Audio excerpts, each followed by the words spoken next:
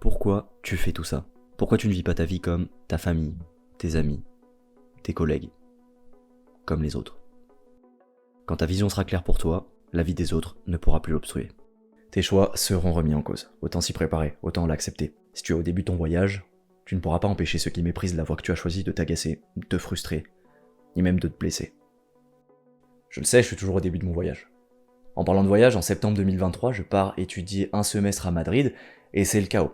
Je ne connais rien, je ne connais personne, je parle pas assez bien espagnol. Cette période où je suis vraiment dans le chaos dure environ un mois, après quoi je commence à rencontrer des personnes, notamment les autres étudiants de mon master, et il y a notamment une personne avec laquelle j'accroche bien, mais je me rends compte très rapidement qu'on n'a pas du tout la même manière de concevoir ce que doit être une expérience internationale, ou même ce que doit être la manière de vivre sa vie, en tout cas en tant qu'étudiant. Qu'on soit bien d'accord, la manière dont les autres vivent leurs années d'études, je m'en balance, ça ne me regarde pas. Mais dès que je parle de ce qui me fait vibrer, à savoir le sport, la nutrition, l'acquisition de compétences, le développement personnel au sens plus global du terme, ou encore mon projet Orion avec Axel et Arthur, cette personne se met à rire de manière un peu méprisante. Tu sens qu'elle a pas de respect.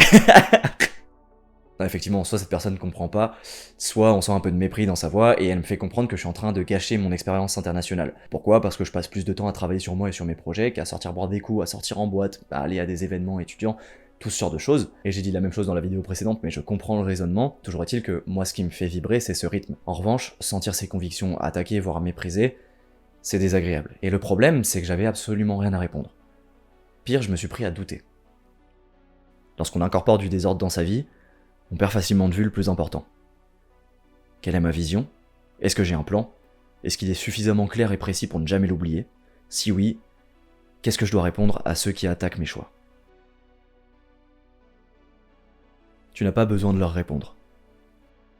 Il y a beaucoup de gens qui passent plus de temps à fumer, boire, se branler, scroller, refumer, et sortir en boîte qu'à développer un projet, se former et s'entraîner. Vu comme ça, leur avis sur tes choix ne vaut strictement rien. Oui, ça peut être décevant, mais tu n'as pas besoin de répondre. À la rigueur, il y a une seule personne à laquelle tu dois de répondre, et j'y viendrai par la suite. Ouais, mais du coup tu réponds pas, tu fuis en fait, tu fuis l'opposition. Non, tu peux répondre si t'en ressens vraiment le besoin, et parfois ça fait réellement du bien, mais je pense que t'as pas besoin de le faire, et ce pour 3 raisons principales. Premièrement, souvent ce que tu perçois comme une attaque n'est pas malveillant. Deuxièmement, vos perspectives ne sont pas les mêmes. Troisièmement, c'est une perte de temps et une cause inutile de frustration. Je vais revenir sur le deuxième point parce que c'est celui qui me paraît le plus important. Non, vous n'avez pas les mêmes perspectives. Tu t'entraînes 3 fois par semaine, peut-être plus, ça représente plusieurs heures de ta semaine, et cette personne ne voit même pas l'intérêt de s'entraîner, ne voit même pas l'intérêt de faire du sport. Tu essaies de te lever tôt pour avoir de l'énergie le lendemain à investir dans tes projets, dans tes cours, dans tes passions, et cette personne n'a rien qui la motive réellement à se lever le lendemain. Elle n'a pas d'idée claire de ce qu'elle veut dans le futur, et elle ne cherche pas forcément à en avoir. Elle nie une réalité qu'il faut, selon moi, regarder en face le plus tôt possible. Pour assurer sa survie, une personne doit gagner de l'argent, et passer 8 heures dans un emploi qu'elle tolère tout juste devrait lui faire peur. Avec des visions aussi différentes, chercher à convaincre quelqu'un n'a aucun intérêt. Tu dois te répondre à toi-même. En revanche, il y a bien une personne que tu te dois te convaincre de pourquoi tu fais tout ça, toi-même. Et ça tombe bien parce que t'es une des personnes avec lesquelles il est le plus facile de parler. On ne fait pas d'efforts au hasard. Prends n'importe laquelle de tes inspirations, la raison pour laquelle elle t'inspire n'a rien à voir avec le hasard. Donc un élément de réponse que je vois, c'est que si tu fais le choix de te développer consciemment et constamment, c'est que c'est le seul moyen de créer une vie qui t'inspire. Si tu ne sais pas répondre à ceux qui s'attaquent à tes choix, tu ne sais probablement pas te répondre à toi-même. Si tu doutes, comme ça a été le cas pour moi lors de cet échange à Madrid, c'est probablement que t'es pas totalement au clair avec ce pourquoi tu te donnes tant de mal. Et attention, ça ne remet absolument pas en cause tous tes efforts. Mais apporter de la clarté à cette question permet de s'assurer qu'on avance dans la bonne direction.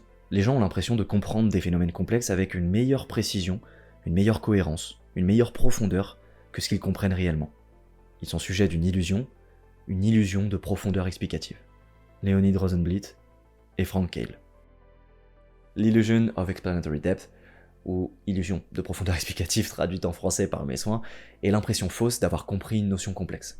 En général, on se rend compte de cette illusion lorsqu'on a du mal à expliquer une notion que l'on pensait avoir parfaitement compris. Et justement, il est logique de penser avoir une compréhension totale des raisons pour lesquelles on fait des efforts, du pourquoi derrière nos actions, mais ce sont des notions complexes. Et il peut arriver qu'on ait une très bonne intuition de pourquoi on fait les choses, mais qu'on ne soit pas capable de l'expliquer. La frustration que l'on ressent lorsqu'on n'arrive pas à transmettre ses idées est le signe de notre limite.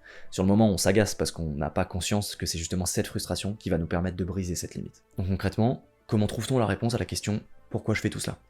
Voilà les 3 étapes du protocole ridiculement simple que je te propose.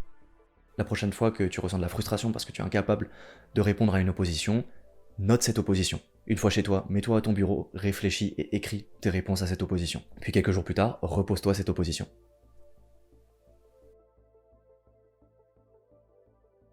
Pour terminer, j'ai écrit un message à moi-même en guise de conclusion, un message qui a trotté dans ma tête pendant quelques semaines au moment où j'ai rencontré ce genre d'opposition, et que j'aimerais entendre les prochaines fois où je me prends à douter. Il y aura toujours des gens qui ne seront pas d'accord avec toi. Oui, ils te mettent en difficulté. Ils remettent en question tes convictions les plus intimes, les plus profondes, ce en quoi tu crois le plus fort. Oui, tu vas peut-être te sentir méprisé. Et si c'est le cas, ils en ont absolument rien à foutre. Et c'est tant mieux, volontairement ou non, ils te défient, ils t'indiquent tes limites. Si tu n'es pas capable de défendre ce en quoi tu crois, c'est que ce n'est pas assez clair pour toi. Il n'en reste pas moins que tu es meilleur qu'hier, que tu es plus proche de la vie que tu souhaites construire qu'hier, et que ce que tu fais a du sens. Il ne te reste plus qu'à le clarifier, parce que tu n'y crois pas sans raison. Tu sais très bien pourquoi tu fais tout ça. Alors prends cette opposition pour ce qu'elle est, le signe que tu dois pousser ta réflexion plus loin, et prends du recul. Tu le sais très bien. T'avances dans la bonne direction. Fin.